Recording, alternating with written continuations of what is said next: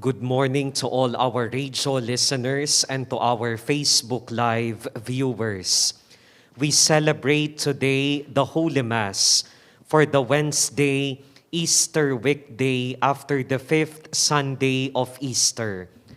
Our Eucharistic celebration will be presided by Reverend Father Police Lieutenant Colonel Hein G. Lavezares Cañete, Officer in Charge, Regional Pastoral Officer of Police Regional Office 3. Together, we sing the entrance hymn.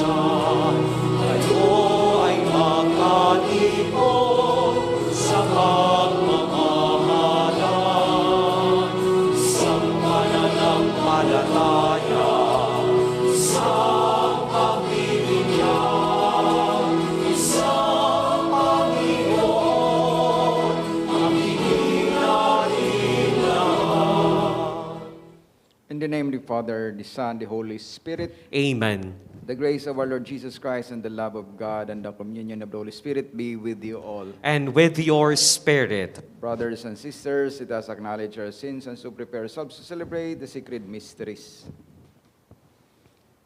I confess To Almighty God and to you, my brothers and sisters, that I have greatly sinned in my thoughts and in my words, in what I have done and in what I have failed to do, through my fault, through my most grievous fault. Therefore I ask Blessed Mary, ever Virgin, all the angels and saints, and you, my brothers and sisters, to pray for me to the Lord our God. May Almighty God have mercy on us, forgive us our sins, and bring us everlasting life. Amen. Lord, have mercy. Lord, have mercy. Christ, have mercy. Christ, have mercy. Lord, have mercy. Lord, have mercy. Let us pray. O God, restorer and lover of innocence, direct the hearts of your servants towards yourself, that those you have set free from the darkness of unbelief may never stray from the light of your truth. So, Lord Jesus Christ, your Son, who lives and reigns with you in the unity of the Holy Spirit, one God, forever and ever. Amen. Let us listen to the word of the Lord.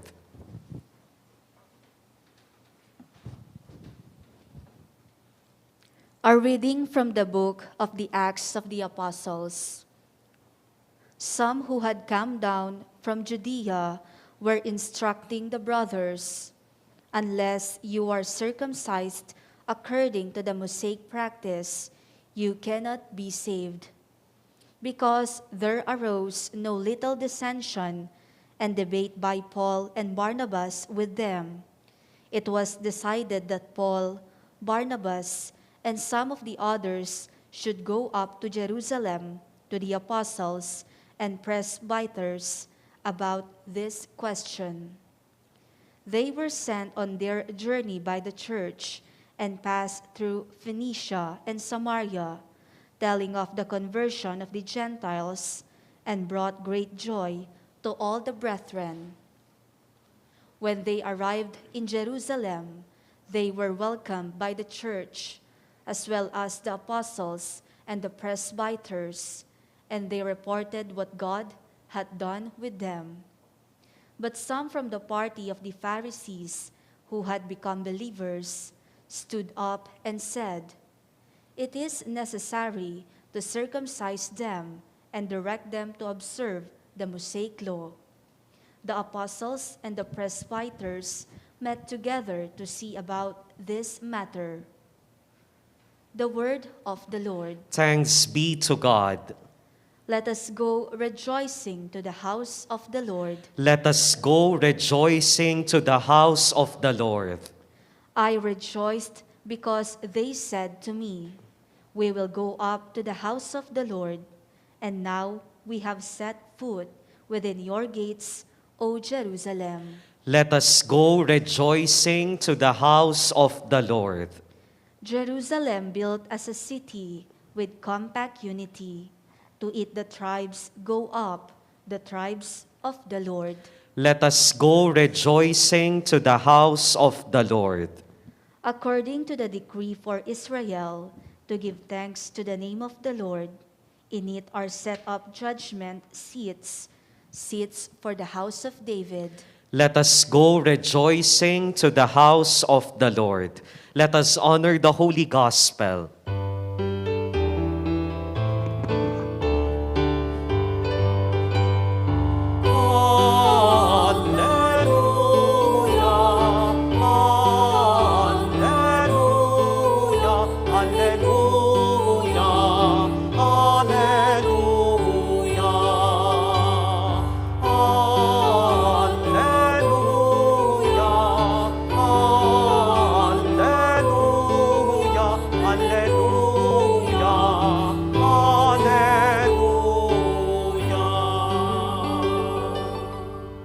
The Lord be with you. And with your spirit. From the Gospel according to John. Glory to you, O Lord. Jesus said to his disciples, I am the true vine, and my Father is a vine grower. He takes away every branch in me that does not bear fruit, and every one that does, he prunes, so that it bears more fruit. So you are already pruned because of the word that I spoke to you. Remain in me as I remain in you. Just as a branch cannot bear fruit on its own unless it remains in the vine, so neither can you unless you remain in me. I am the vine, you are the branches. Whoever remains in me, and I in him, will bear much fruit, because without me you can do nothing. Anyone who does not remain in me will be thrown out like a branch and wither. People will gather them and throw them into a fire, and they will be burned. If you remain in me and my words remain in you, ask whatever you want, and it will be done for you. By this is my Father glorified, that you bear much fruit and become my disciples. The Gospel of the Lord. Praise to you, Lord Jesus Christ. Good morning. Good morning, Father. I remember a story, a parable, no? Sa isang hungry boy traveling with his father sa isang napakasukal na forest. And suddenly, the boy spots a patch of berries, no? And begins picking them because I believe the boy was hungry. And when the hour grows dangerously late na, so of course, kailangan nilang bumalik na, baka ano pang mangyari sa kanila. But the boy cannot resist in eating the berries, no? Dahil masarap. And of course, siguro dahil na nagugutom yung bata. So ano ba yung ginawa ng tatay para makaalis sila, makapagpatuloy sila sa kanilang pag-uwi? Since, of course, ang tatay, mahal na yung kanyang anak. In spite of the behavior siguro, in spite of the, minsan matigas yung ulo ng bata. So the father give instruction sa kanyang anak. No? Anak, siguro para hindi ka mahiwalay sa akin habang kumakain ka dyan, tumawag ka lang sa akin at pag sumagot ako, susundan mo yung aking boses. And the moment na nag-fade away na yung aking boses, you need to move forward. Hindi pwedeng maiwan ka doon. Dahil pag hindi ka susunod sa akin, ikaw ay mawawala. You will be lost in this forest. So, yun ang nagiging usapan nila, no? So, sumasunuri naman yung bata. At every time na nagpipid away na yung boses ng kanyang tatay, siya ay sumusunod. At sila rin ay nakararating sa kanilang pinapatunguhan, yung pag-uwi nila. My dear brothers and sisters, what is then the lesson that we can get from the parable? It teaches us the need to be united with God in prayer. Yan yung ating ebanghelyo ngayon. That we must remain in Him. Because apart from Him, we are nothing. No matter siguro kung ano man yung kalagayan natin, no matter siguro kung ano yung mga kaalaman natin, we are still nothing in the eyes of the Lord if we are not connected with Jesus, if we are not connected with God. Kaya nga siguro we need to spend times, mga pagkakataon, we need to be with God in prayer, pagdarasal. Dahil yun ang ating connection, yun ang magiging line natin sa Panginoon. Maybe, siguro masabi natin, we have the wealth of this earth. We have money. We can use the money in order na siguro, minsan mabili natin ng iba't ibang mga bagay, gusto natin. Or maybe we have that knowledge.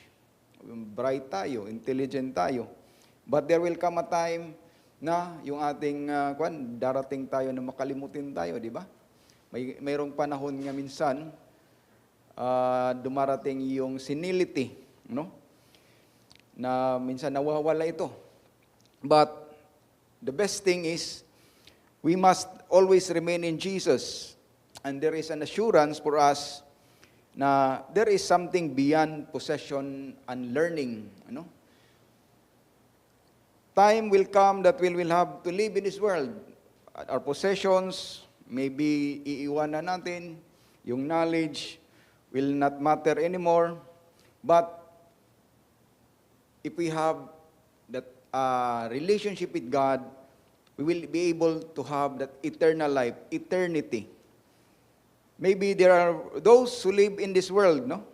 Na para sa kanila, ang importante lamang ay makamundong bagay. Importante lamang yung posisyon. Importante lamang yung kapangyarihan.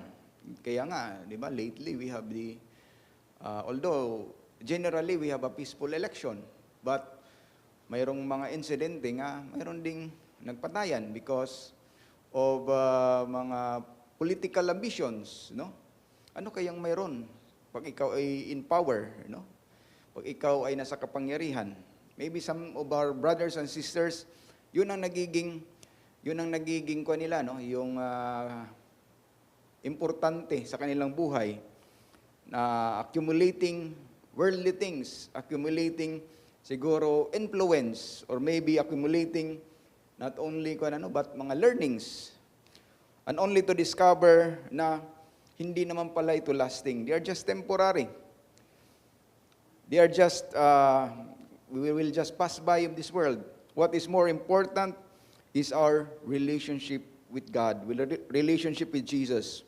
Kaya nga kailangan natin to be connected always with the Lord.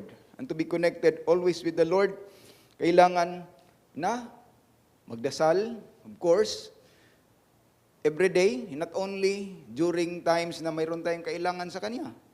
Dahil minsan, yung pagdarasal natin, pagkailangan lang natin ang Panginoon, di po ba? May problema tayo sa buhay. Mayroon tayong pinagdadaanan. Saka lang natin maalala ang Panginoon. But if we are smooth yung buhay natin, minsan nakalimutan nating magdasal. To be connected with the Lord, it is not only in prayer, but receiving Jesus through the Eucharist. It will enrich our spiritual life, no? Deepen our relationship with God. Kaya nga, dapat we have to enrich ourselves with the body and blood of the Lord, no? Through communion. Or maybe reading the Bible, no? It is also one way of knowing more our faith, deepening more our relationship with God, with Christ. Because in the Bible, saan doon nagsasalita ang Diyos? Kaso lang minsan hindi natin binabasa, hindi natin binubuklat yung ating mga Biblia. Mas masaya pa tayo pag pinapag-usapan natin yung buhay ng ibang tao. Ano? Kaya nga mayroon tayong mga word na mga marites at saka si tulits. Sana, ang pagiging marites natin at tulits, sana ibaling natin sa pagbabasa ng Biblia. Because that is our connection. That is yung connectivity with the Lord. That's why we need to think seriously about Jesus every day. As the gospel tells us, remain in me as I remain in you. Just as a branch cannot bear fruit on its own unless it remains on the vine, so neither can you unless you remain in me. I am the vine, and you are the branches. Whoever remains in me and I in him will bear much fruit, because without me, you can do nothing. Without Jesus, we can do nothing. We cannot do anything without him. So that's why, my dear brothers and sisters, in this Eucharistic celebration, let us offer our lives. Let us offer ourselves to the Lord. Let us stay connected with him.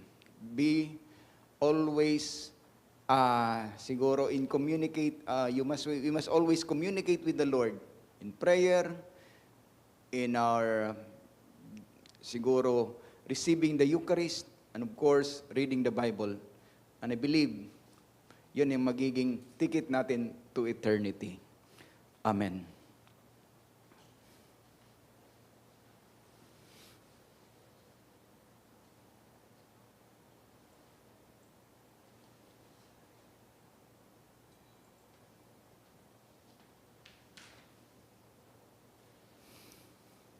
Jesus rose us himself like branches to the vine in order that we might share his life. Let our prayer be, Christ, graciously hear us. Christ, graciously hear us.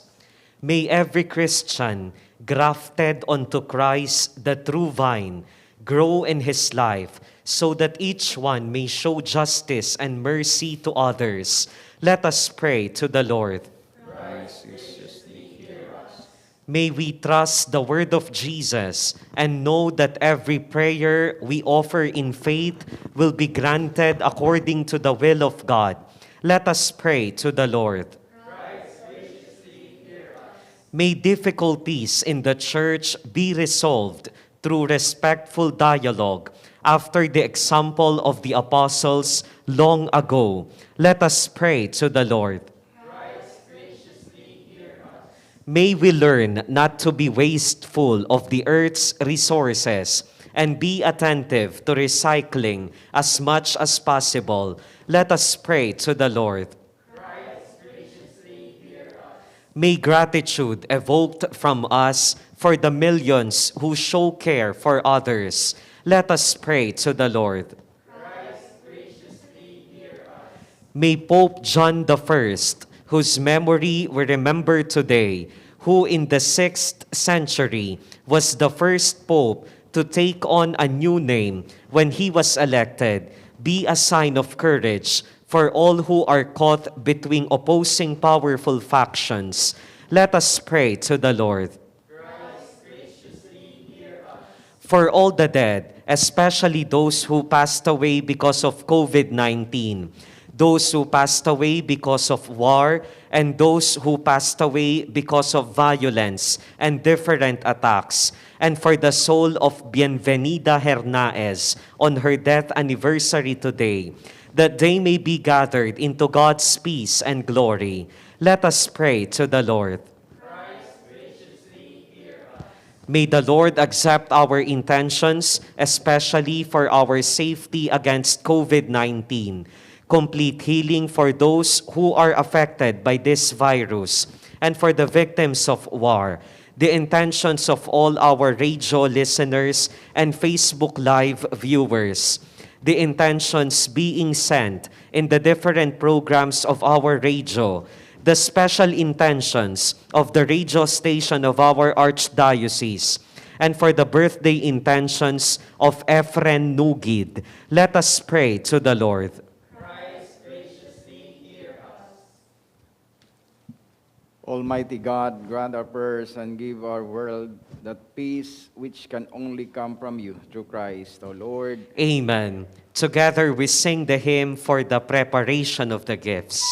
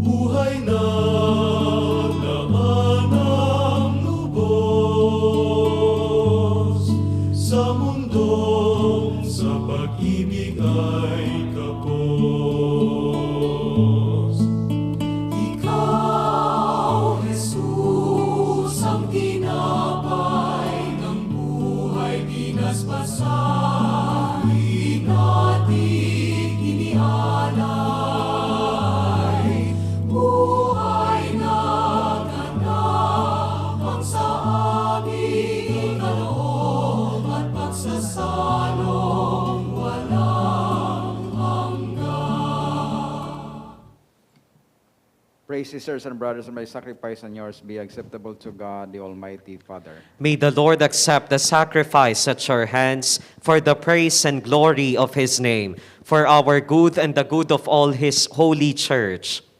Grant, we pray, O Lord, that we may always find delight in these Paschal mysteries, so that the renewal constantly at work within us may be the cause of our unending joy. Through Christ our Lord. Amen. The Lord be with you. And with your spirit, Lift up your hearts. we lift them up to the Lord. Let us give thanks to the Lord our God. It is right and just. It is only right and just, our duty and our salvation at all times to acclaim you, O Lord, but in this time above all to laud you yet more gloriously when Christ our Passover has been sacrificed. For with the old order destroyed, a universe cast down is renewed, and integrity of life is restored to us in Christ. Therefore, overcome with paschal joy, every land, every people exalts in your praise, and even the heavenly powers with angelic hosts sing together the unending hymn of your glory as they acclaim.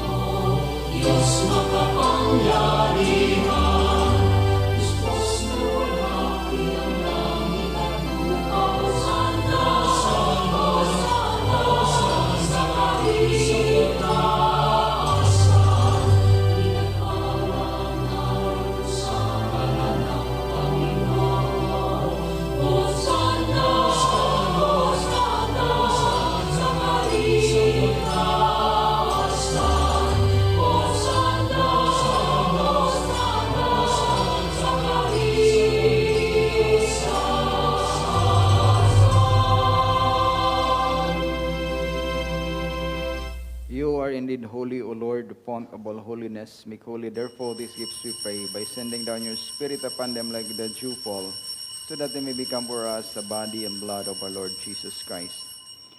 At that time he was betrayed and entered willingly into his passion. He took bread,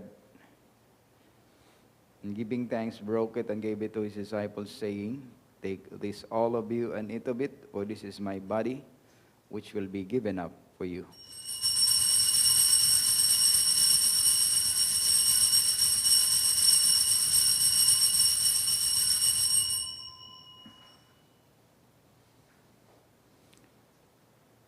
In a similar way, when supper was ended, he took the chalice, and once more giving thanks, he gave it to his disciples, saying, "Take this, all of you, and drink from it, for this is the chalice of my blood, the blood of the new and eternal covenant, which will be poured out for you and for many for the forgiveness of sins.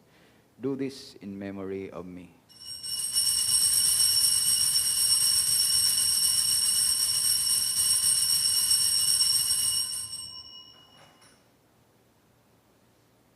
The mystery of faith.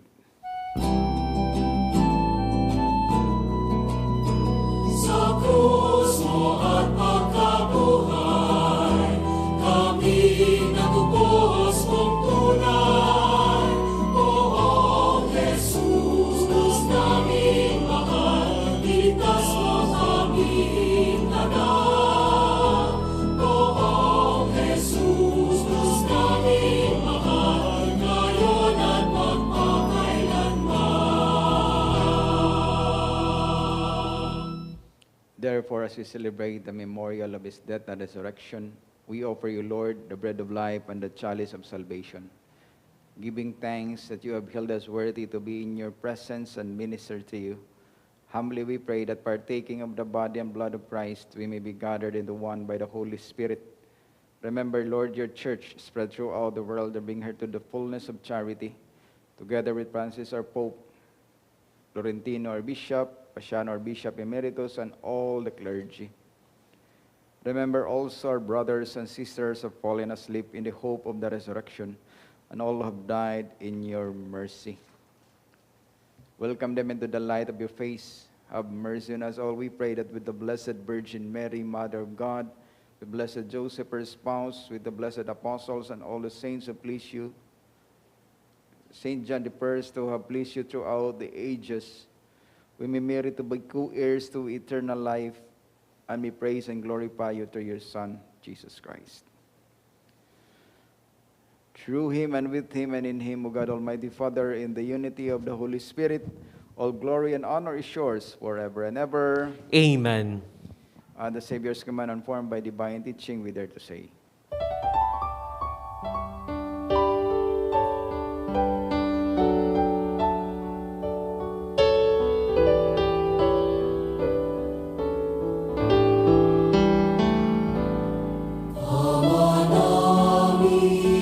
Sumasalangit ka sa malinaw na ngalan mo, mapasa amin ang kaharian mo, sundin ang loob mo, dito sa lupa para nang sa langit. Bigyan mo po kami ngayon ng aming kakanin sa araw-araw, at patawarin mo kami sa aming mga sala, para ng pagpapatawad namin sa nagkakasala sa amin. At huwag mo kaming ipahintulot sa tukso,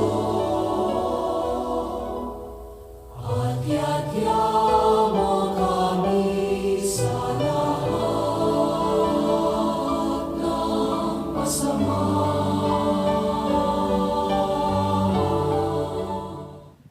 Deliver us, Lord, we pray, from every evil. Graciously grant peace in our days, that by the help of your mercy we may always be free from sin and safe from all distress, as we await the blessed hope and the coming of our Savior, Jesus Christ. For the kingdom, the power, and the glory are yours, now and forever. Lord Jesus Christ, who said to your apostles, "Peace I leave you, my peace I give you. Look not on our sins, but on the faith of your church, and graciously grant her peace and unity in accordance with your will, who live and reign forever and ever." Amen. Peace of the Lord be with you always. And with your spirit. Let us offer each other the sign of peace.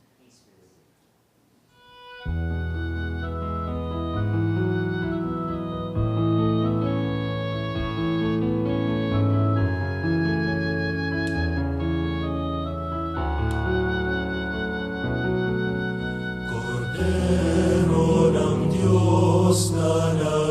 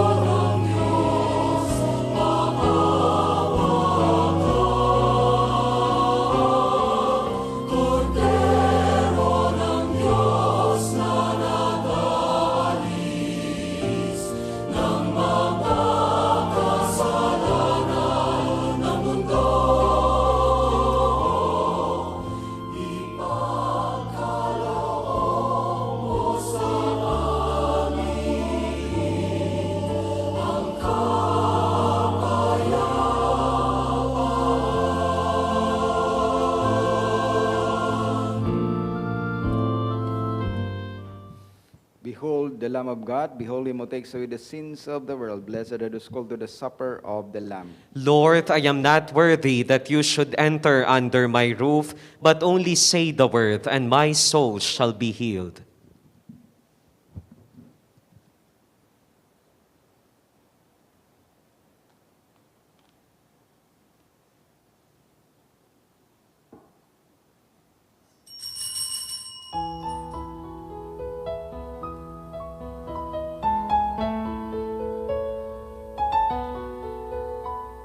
Ang sinumang sa aking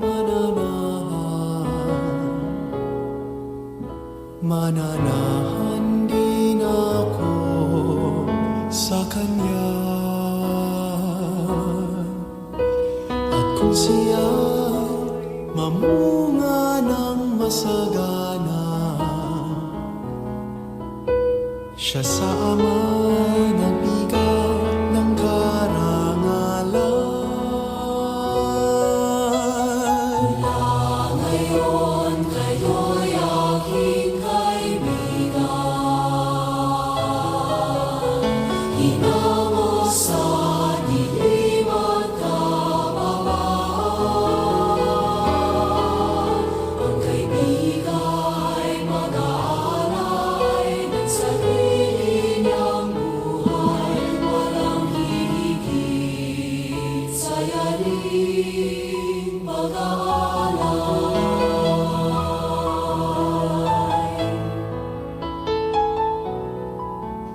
Kung paano mahal ako ng aking Ama, sa inyo'y aking ipinadarama.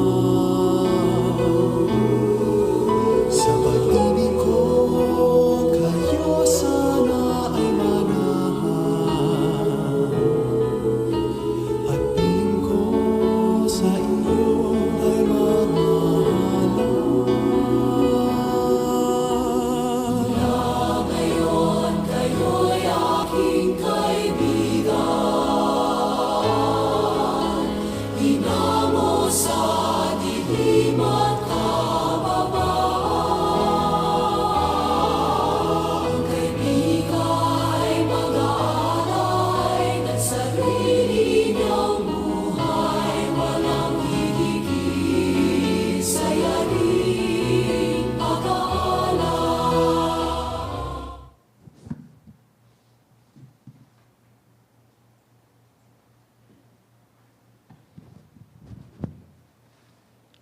For our radio listeners and Facebook Live viewers who cannot physically receive the communion, we will join you in praying the act of spiritual communion. My Jesus, I believe that you are present in the most holy sacrament. I love you above all things, and I desire to receive you into my soul. Since I cannot at this moment receive you sacramentally, come at least spiritually into my heart. I embrace you as if you were already there and unite myself wholly to you. Never permit me to be separated from you. Amen. Together, let us pray the Oratio Imperata against COVID-19. Merciful and compassionate Father, we confess our sins and we humbly come to you to find forgiveness and life. We come to you in our need to seek your protection against the COVID-19 virus that has disturbed and claimed many lives. We ask you now to look upon us with love and by your healing hand, dispel the fear of sickness and death, restore our hope, and strengthen our faith. We pray that you guide the people tasked to find cures for this disease and to stem its transmission. Bless our efforts to use the medicines developed to end the pandemic in our country. We pray for our health workers that they may minister to the sick with competence and compassion. Grant them health in mind and body, strength in their commitment, protection from the disease. We pray for those afflicted. May they be restored to health. Protect those who care for them. Grant eternal rest to those who have died. Give us the grace in these trying times to work for the good of all and to help those in need. May our concern and compassion for each other see us through this crisis and lead us to conversion and holiness. Grant all this through our Lord Jesus Christ, your Son, who lives and reigns with you in the unity of the Holy Spirit, God, forever and ever. Amen. We fly to your protection, O Holy Mother of God. Do not despise our petition in our necessities, but deliver us always from all dangers, O glorious and blessed Virgin. Amen. Our Lady, Health of the Sick, Pray for us. Saint Joseph, Pray for us. Saint Raphael the Archangel, Pray for us. San Roque, Pray for us. San Lorenzo Ruiz, Pray for San us. Pedro Calungsod, Pray for us.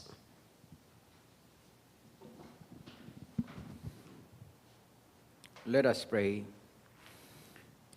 Hear, O Lord, our prayers, that this most holy exchange by which you have redeemed us may bring your help in this present life and ensure for us eternal gladness through Christ the Lord. Amen. The Lord be with you. And with your spirit. And may Almighty God bless you, the Father, the Son, the Holy Spirit. Amen. The Mass has been offered. Go in peace, glorifying the Lord by your life. Thanks be to God. Morning. Queen of heaven, rejoice, hallelujah.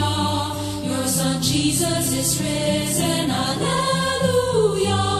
Blessed Mother of God, humble servant, be glad. Christ is risen, hallelujah. Pray for us, hallelujah.